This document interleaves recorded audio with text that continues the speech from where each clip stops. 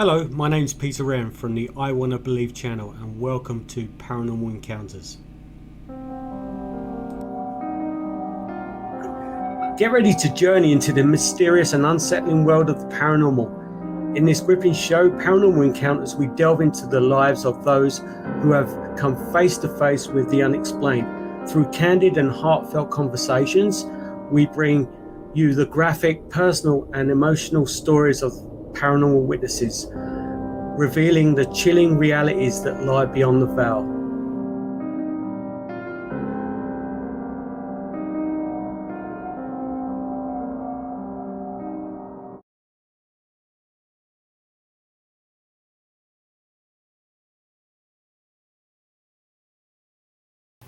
Hi, I'm Colleen Elkin. I'm a registered nurse. I've been a registered nurse for 27 years. Grew up in Victoria, worked for a majority of my career in Victoria, and these are my stories about Haunted Hospital. When I first graduated nursing school, there was kind of a hiring freeze on in acute care. So trying to find a job was very difficult. So I basically worked casual at a bunch of different intermediate and extended care facilities in Victoria, trying to get my nursing experience before I was able to get a job in acute care. So I was hired at a long-term care facility. And I used to, at the time, it was kind of, you were casual and there wasn't a lot of work. So you took any shift you could get. Of course, most of the shifts that people don't want to work are night shifts. So you end up working a lot of night shifts. So I was working at this extended care facility and I was working on the second floor. The first floor was kind of intermediate care where elderly people could kind of more function on their own. Second floor was kind of more severe Alzheimer's, dementia, people that would wander. So it was more of a secure unit so that they couldn't leave just for their own safety.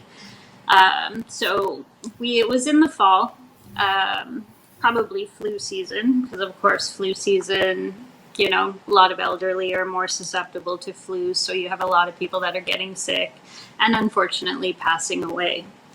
So we had a fair amount of residents that were either ill, so they were transferred to a higher level of care for better quality of care, or we had patients that had passed away.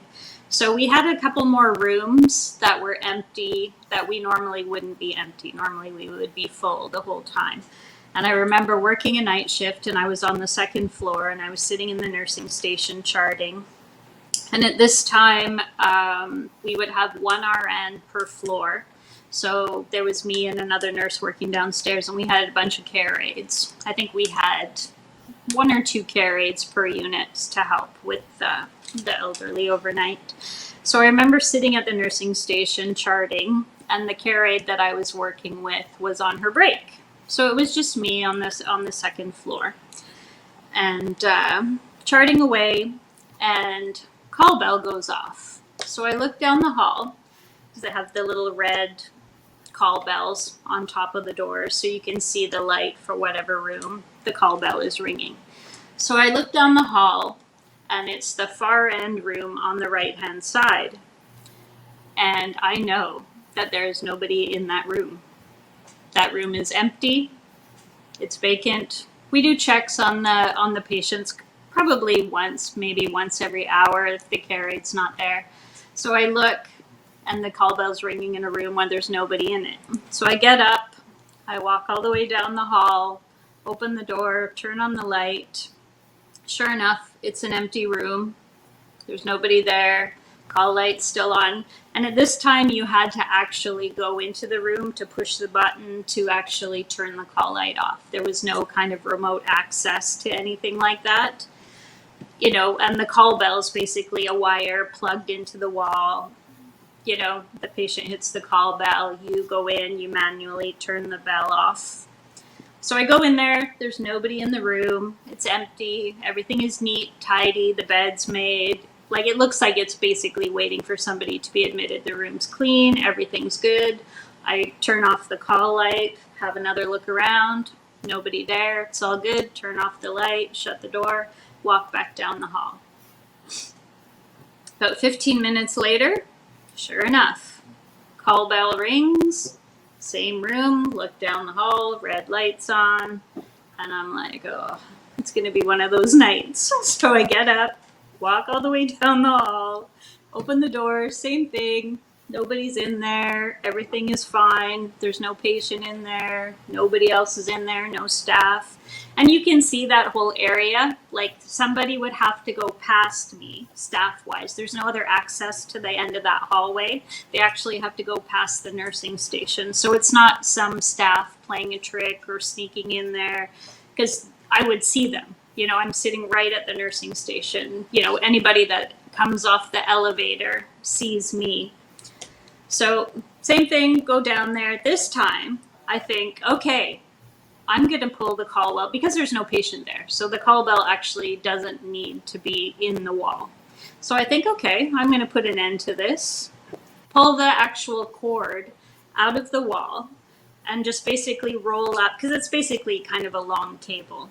So I take the call bell out of the wall, roll it up, open the top drawer of the nightstand, put the actual cord in the top drawer of the nightstand, close it, look around the room, everything is still the same, turn off the light, leave, go back to the nursing station. So I'm charting, continuing on, thinking, oh, this is all good, nothing's issues. You know, we're good, fair enough. Nope. Probably maybe 20 minutes later, and now I'm like, okay, the girl with my carried partner should be coming back from her break soon. Again, light bell goes off. Nope. And I'm like, oh. Go back down the hallway to the end of the room, open the door, same thing, turn the light on, call bell's on, like the red light came on in the hallway, open the door, nothing's there, nobody in the room, call bell is not in the wall, it's still in the drawer, and I still have to cancel the light to try and turn the light off, but somebody's turning the light on.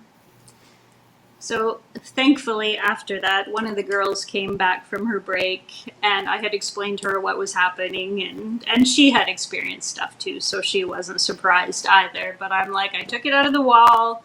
It's not an electrical thing. Well, at least not that I can tell. And we basically had more issues that night. And I'm like, okay, I've gone down there 3 times. If it goes off again, it's your turn to go down there. And we didn't have, of course, after she came back, there was no issues. She totally believed me because she had experienced stuff in that facility as well. But the rest of the night, we didn't have any issues. We had other issues in that facility as well. I remember we had a patient that she was kind of a palliative patient, and she was expected to pass away. And I was working another night shift, and when she did actually pass away, she was in a private room. And when she did actually pass away, I remember documenting everything. And it was an expected death, so it wasn't a surprise. Coroner wasn't called, anything like that. They were notified, but it wasn't an investigative death because she was expected to pass. But I noticed when I was documenting everything in the room that actually at the time that she passed, and we were legally allowed to call time of death for an expected death, so as an RN I could pronounce, and I noticed when I was documenting when she had passed at the time, the actual specific time, you know, you look at the clock, you know, time of death, you're charting it on all the paperwork, things like that. And you're, you know, just preparing the body and changing everything. When I went back and looked at the clock later, just to glance to see what time it was and how much time had passed, the clock had actually stopped in her room at the exact time of death. So it was some kind of odd synchronicity kind of thing, because I remember thinking that clock stopped at the exact time of death, because when I didn't notice it at the time, because of course you're paying attention to all the other things and charting and trying to document the experience and what had happened. But when I had gone back later to clean up the room and, when we were doing care of the body and things like that, and you look at the clock, just to see what time it was then, and it was actually stopped at the time of death, and it didn't ever start again. That whole shift, I looked at that clock and went in there repeatedly, and it didn't start. We actually took it off the wall to set the time properly, to put it back up, and that clock wouldn't run after that. It didn't, even when we reset it and put new batteries and stuff in, that clock did not run. So that was something interesting.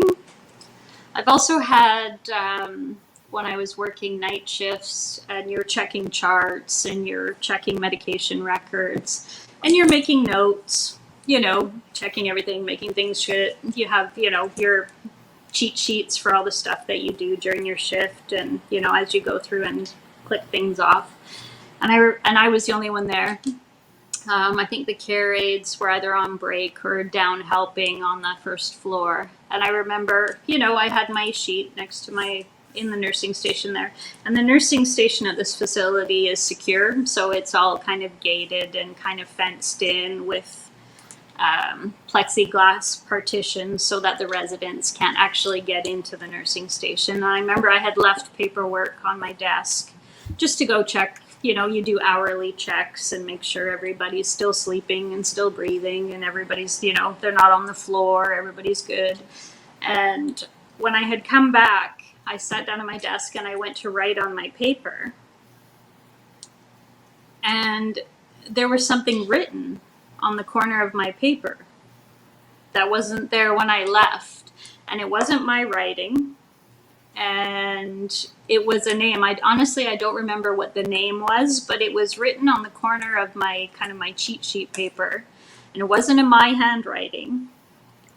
And it was kind of like, where you sit down and you're reviewing all your stuff and you're like, where did that come from? So I was kind of looking at this writing thinking that's not my writing.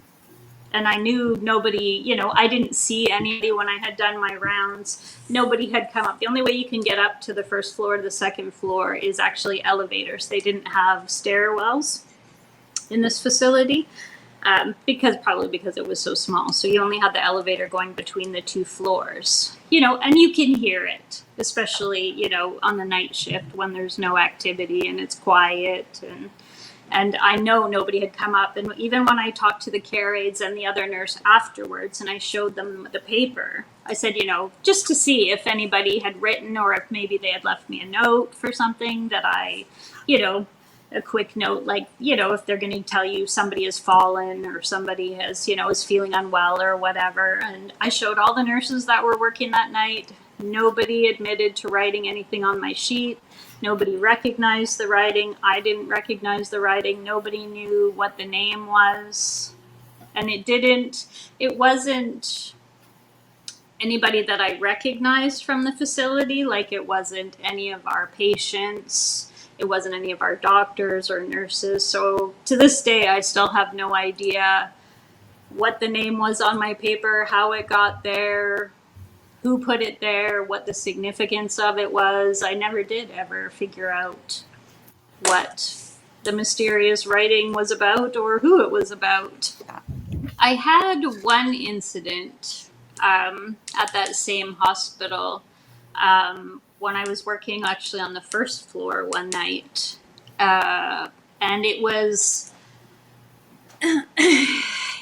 It was set up a little differently, but same thing. You could you had one hallway to your left, one hallway to your right, and the nursing station kind of in the middle. So if you could kind of lean forward and look down each hallway to see if there was anybody there. I had one instance, I'm trying to think of what the situation was. I had to go down the hallway for a reason, and I can't remember what the reason was. And it wasn't a call bell. I can't remember why I had to go down this hallway.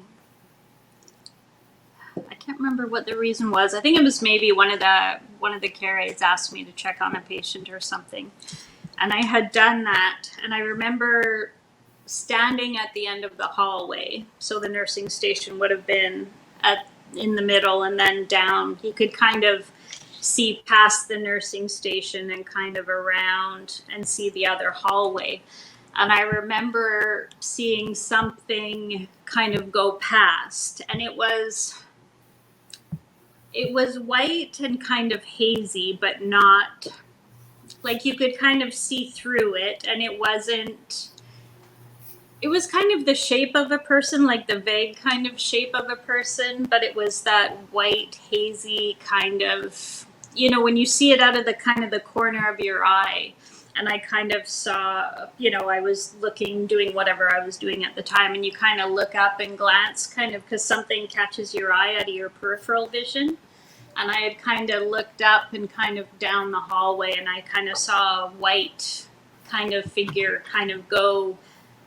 It was kind of, which was odd because it was a wall, like a wall here and a wall here. And you kind of saw this kind of white kind of mist kind of go past, and it kind of went from one wall. There was where it kind of appeared and disappeared. There was no doors there. So it was kind of the end of the corridor where there was just like a wall with art on it kind of thing. And I had seen, something tweaks your peripheral vision, you kind of look and you kind of see it, but it happens so fast that you second guess it. You saw something, and we all probably, the first thing you assume is ghost, just because, in an extended care facility, you have a lot of people that go through those doors. You have a lot of deaths on that site and in that facility. So that would be totally common and expected to me. I think any kind of place where you have a lot of death and a lot of, or suffering or anything like that, I think paranormal activity is quite common to those places.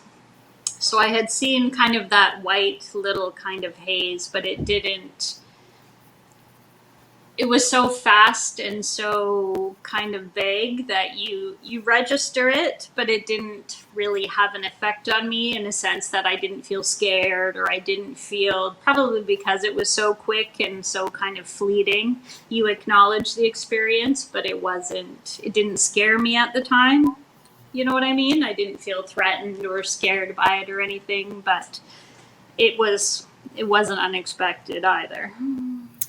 My name is Linda Corino, and I've been a paranormal investigator for 42 years. And these experiences that Colleen has shared with us about her hospital issues are pretty incredible, and I believe shared with many out there who have worked in a hospital environment or a long-term care facility environment. And they're just so incredible. Now, first of all, of course, when you're talking about hospitals or long-term care facilities, you're talking about a place where so much has happened. I mean, there have been much suffering. There's been much suffering in those locations, many deaths, but as well, there have been many joys. The births of children, people coming out of traumatic experiences and experiencing joy and elation at having survived major issues. So there's a lot of emotion and a lot of energy that's, expended in places like this. So what I found interesting was her experience with the bell was interesting, the call bell from an empty room. As mentioned previously on so many of these paranormal shows, because ghosts and spirits and entities are energy, they like energy. They're attracted to things like, electrical appliances, things like doorbells, things like call bells. They like to play with them. And often that's the only way that they can tell someone that they're there, that their energy is still there. And sometimes they do like to play tricks on people. And in this case, it would seem that whoever was there previously perhaps wanted to play a trick on her. I kind of like that aspect. But also the fact that it was disconnected. She pulled it out of the wall and it still came on. That's kind of interesting. When she spoke about living in a basement flat, she also talked about a bell going off, a doorbell going off that had been disconnected. So there you go. There's another incidence where, here we go. Something's disconnected and it still works. This happens to quite a few paranormal investigators out there, but interesting that it would happen at this care facility. And I like that other people experienced it too. But when the caregiver or the care aide came back, nothing else happened that evening, but other weird things did happen in that facility. When the clock stopped, when the patient passed away, that was interesting. People do mention that clocks stop at the time of death. What was interesting about this one was that the clock never actually started up again.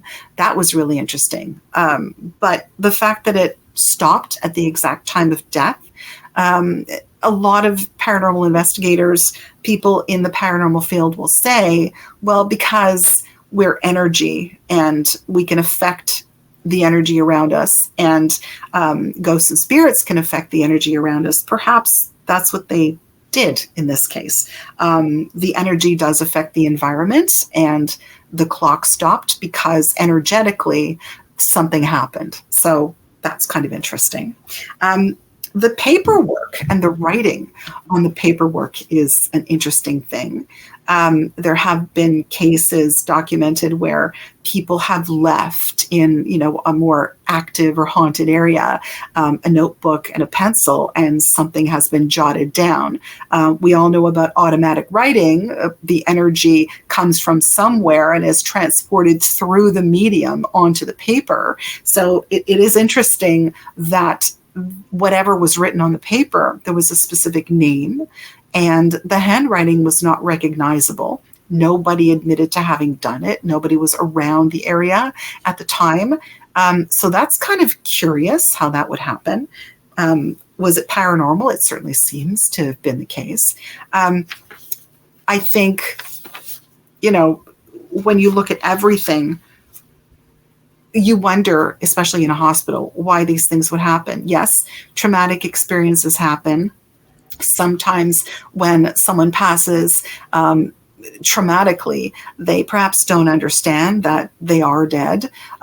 Could that have happened with that strange tall or whatever that was, that mist at the end of the hallway that she saw? Maybe that's what happened. Maybe that was, quote, a soul leaving the body. We don't know.